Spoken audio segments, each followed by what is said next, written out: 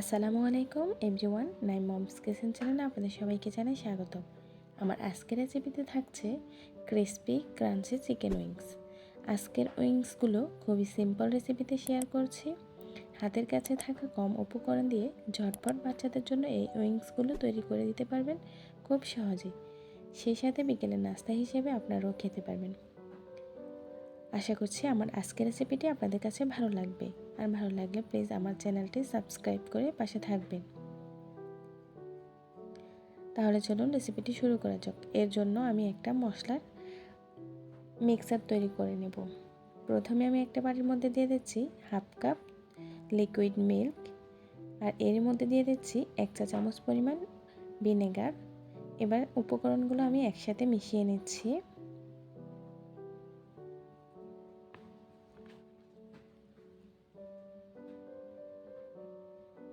মেশানো হয়ে গেলে এখানে আমি দিয়ে দিচ্ছি 1 চা চামচ আদা বাটা, দিয়ে দিচ্ছি 1 চা চামচ রসুন বাটা, এখানে আমি দিয়ে দিচ্ছি 1 চা চামচ রেড চিলি সস এবং 1 চা চামচ টমেটো সস, দিয়ে দিচ্ছি 1 চা চামচ সয়া সস, দিয়ে দিচ্ছি হাফ চা চামচ লবণ,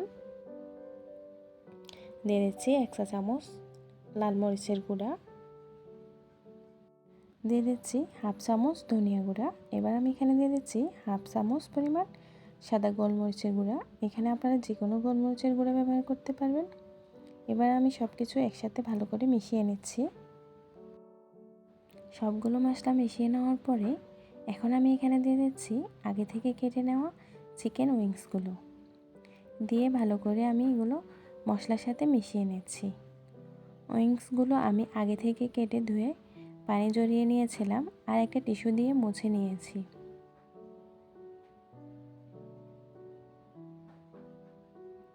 এখন আমি এটা রেস্টে রেখে দেব 1 ঘন্টার জন্য। আপনাদের হাতে যদি সময় থাকে তাহলে 5-6 ঘন্টা নর্মাল ফ্রিজে রেখে দেবেন।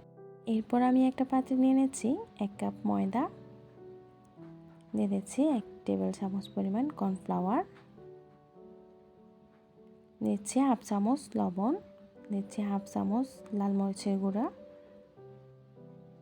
দিচ্ছি হাফ চামচ গোলমরিচ গুঁড়া, দিয়ে সবগুলো শুকনো উপকরণ একসাথে মিশিয়ে নিচ্ছি। আমাদের ময়দার মিশ্রণটা রেডি হয়ে গেছে। এখন আমি ফ্রিজ থেকে ম্যারিনেট করে রাখা চিকেন উইংসগুলো বের করে নিয়েছি। এগুলো আমি হাত দিয়ে আরও ভালো করে কিছুক্ষণ মশলার সাথে মিশিয়ে নিচ্ছি। এবার চিকেন উইংসগুলো একটা একটা করে ময়দার সাথে আমি কোট করে নেব।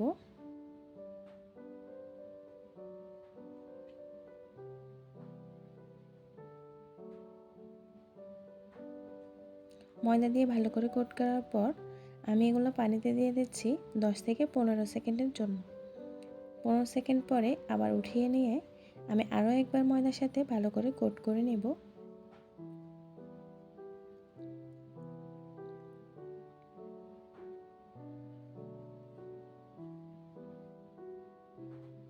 দেখতে পাচ্ছেন কতগুলো লেয়ার তৈরি হয়েছে। এখন আমি এগুলা গরম তেলের মধ্যে দিয়ে দিচ্ছি। তেলটা আমি প্রথমে ভালো করে গরম করে নিয়েছি। এগুলো দেওয়ার পরে চুলার আঁচ একদম কমিয়ে দিয়েছি, তা না হলে দেখবেন উপরেরটা কালার হয়ে গেছে, ভেতরটা ভালোভাবে কুক হয়নি। এই জন্য চুলার আঁচ কমিয়ে দিয়ে বেশ কিছুক্ষণ সময় নিয়ে এগুলো ভাজতে হবে। এক পাশটা কিছুটা ব্রাউন কালার হওয়ার পরে আমি আরেক পাশটা উল্টিয়ে দিচ্ছি, আর এইভাবে আমি সবগুলো চিকেন উইংস ফ্রাই করে নিয়েছি। আশা করছি আমার আজকের রেসিপিটি আপনাদের কাছে ভালো লেগেছে।